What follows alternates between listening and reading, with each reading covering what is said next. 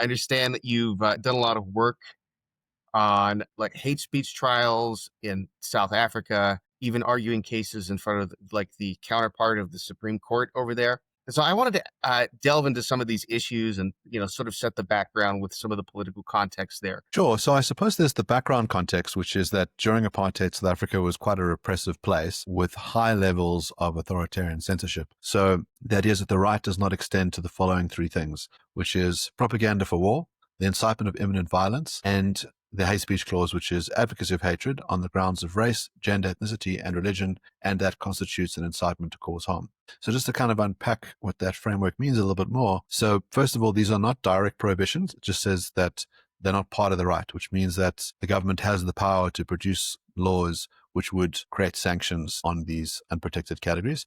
We also have a sort of general limitations clause. So if it's basically reasonable inside an open and democratic country to restrict rights further and it's rational to do so, then you can. So if you think about the limitations in the clause, the one is war being this very like high level of harm. So the case I'm probably the most well known for in South Africa and abroad is this case against Julius Malema, who's the leader of the Economic Freedom Fighters, which self-describes as a militant, radical, Marxist-Leninist, black nationalist political party. And at the time that we ran the case against them, it was the third biggest party in the country. And before our national elections a year ago, there was a reasonable prospect that he could have come in as a coalition partner with the African National Congress and been made deputy president or, a very high-ranking minister. Ultimately, what happened was that the ANC had to deal with the sort of centrist party, the Democratic Alliance, and the EFF are not part of the government but are in the opposition. So the EFF been sort of singing this song, which is shoot to kill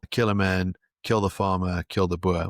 Boer is sort of understood generally in South Africa to refer to people who are Afrikaans or of Afrikaner descent. I mean, we have, during apartheid, we had these very strict race-based laws. So they determined where people could live, who they could marry, where they could work. And some of those laws have been removed and some new laws have been put in their place. So we have very strict race-based affirmative action policies, which make it basically impossible for minority groups in South Africa to be employed by the state. So whether you're white from India or from Malaysia, which are other population groups, there's a sort of strict demographic representativity cap. So you've got this genuinely systemic racism against minority groups because it's encoded in law.